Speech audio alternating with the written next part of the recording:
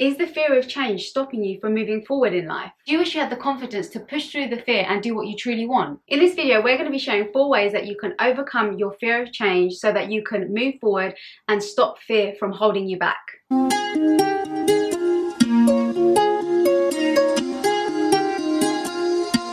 Hi guys, welcome back to our channel. I'm Yasmin And I'm Nadia. If you haven't subscribed already, be sure to hit the subscribe button below and the bell so you're notified every time we upload a new video on how to transform your life from stressed and unfulfilled to joyful and balanced. So we have faced an overwhelming fear of change time and time again, but despite this fear, we've been able to take some pretty huge risks in our careers and our lives.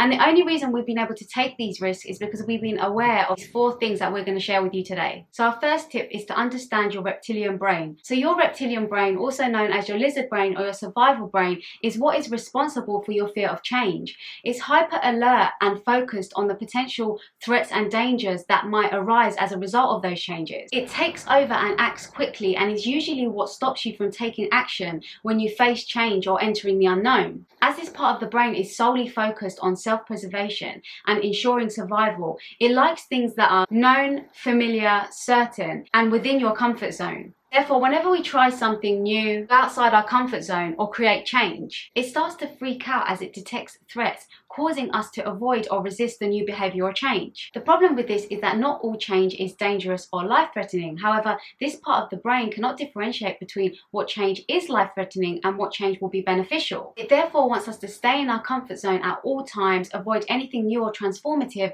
therefore robbing us of any new experiences or opportunities to grow and evolve. Now, your job is not to get rid of these fears or responses caused by this part of the brain because it's not possible. But what you can do is acknowledge what is going on and work with it, which means every time your lizard brain detects a threat and freaks out, acknowledge that it is doing its job by detecting potential threats. Acknowledge it's causing you fear. Notice that fear is showing up, but decide to act and push through the discomfort anyway, because you know what is going on and the change you are making isn't really a life-threatening change or risk. It can really help to identify the purpose or reason you're making the changes you want to make or doing what you're doing. The more compelling and powerful the reason is for the change you want to make, the easier it's going to be to work with your lizard brain and push through the discomfort and resistance that arises. The second tip is to trust yourself. Another way to overcome the fear of change is to build trust with yourself. So sometimes we fear change because we don't feel like we'll be able to handle the change or take on the responsibility that the change will involve. We think that we won't be able to deal with it. If you feel like this, you want to build trust with yourself that you're strong and resilient enough to adapt to the change and also pivot if things aren't working as you want them to. We're going to give you 3 ways that you can start to build trust and confidence with yourself to take on change. The first way is to create an I am responsible mindset. If you often feel like external things are in control, rather than focusing on what you can control, then change will feel very intimidating and scary because you will feel like a victim to change. Whereas if you feel more empowered and responsible, knowing that you will step up to that change and make the most of the situation, then you will feel less scared and fearful of that change. You want to remind yourself that you are responsible for how you adapt and respond to change. The second way to build trust with yourself is to use affirmations. Affirmations like, I am strong enough to navigate all changes. I handle change in the best possible way. Circumstances are unfolding in my best interests. These will help you to start programming your mind to start feeling more confident that you can handle and take on change. The third way is to find evidence that you can trust yourself. So look back and reflect on all the ways you dealt with and faced change in the past, and look at the ways that you really faced and stepped up to the change and you made the best of that situation and it resolved to the best possible outcome. You can also build trust by just observing the little changes in your life that you are already managing well and the positive coming out of them. In every moment change is happening. Notice the smaller changes and how calm and trusting you feel with smaller changes to help you build trust that the bigger changes too can be handled with very little stress and fear.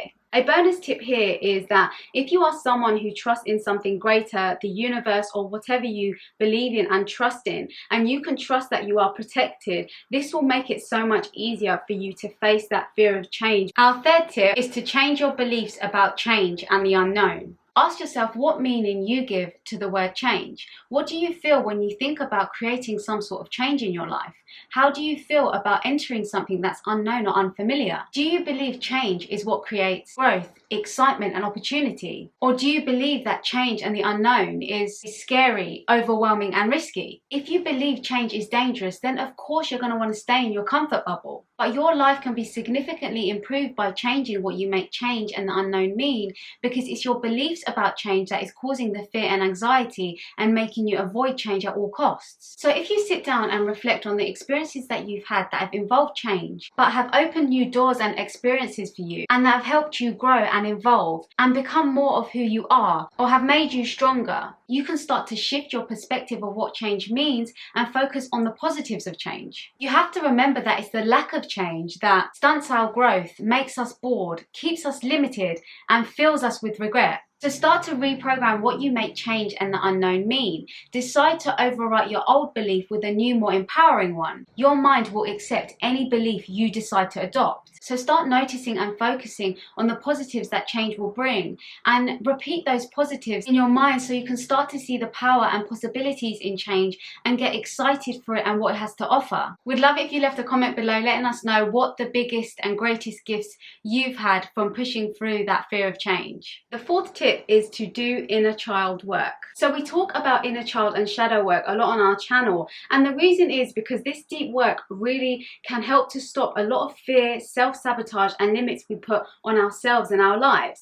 Now, when it comes to the fear of change, sometimes what can happen is the inner child can sabotage us from moving forward and creating the change we want. So consciously, you may know that this change will be really good for you and you need to do it, but you may be held back by your inner child or your shadows. Our shadows are the parts of ourselves that we deny, suppress, reject, or abandon.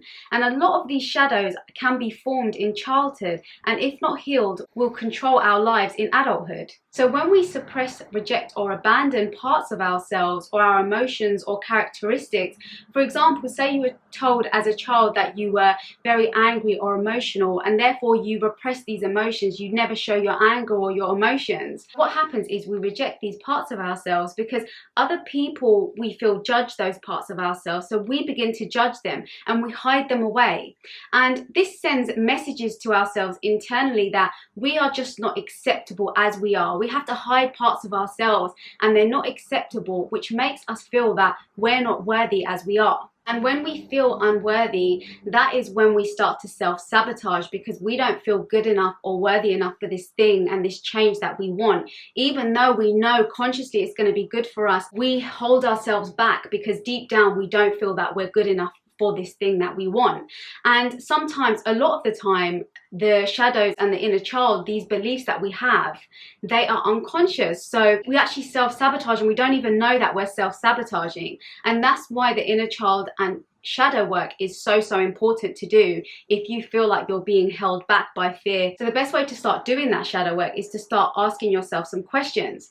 Questions like, what about change am I fearing? Am I self-sabotaging here? Do I feel good enough for this change? What are my beliefs around the change I want to make? What do my friends, family, culture, society believe about the change I am making? And are any of these opinions influencing me? Whatever comes to the surface, remind yourself that you are good enough and capable to handle this change. Reassure your inner child that they are safe in your hands and you are in control and will make a decision that will serve your life for the good. So that's just a snippet of shadow work, but we do have a video more about shadow work, which we'll link down below, called What is Your Shadow and Shadow Work? And we also have a free masterclass called Burnout to Balance, which goes a lot deeper into each of the stages of shadow work. And we'll give you more of a step-by-step guide. If you want to check that out, we'll also link that down below. That's it for today, guys. We hope you enjoyed the video. If you did, please like, share, subscribe, and comment. And until next time, thanks for watching. Bye.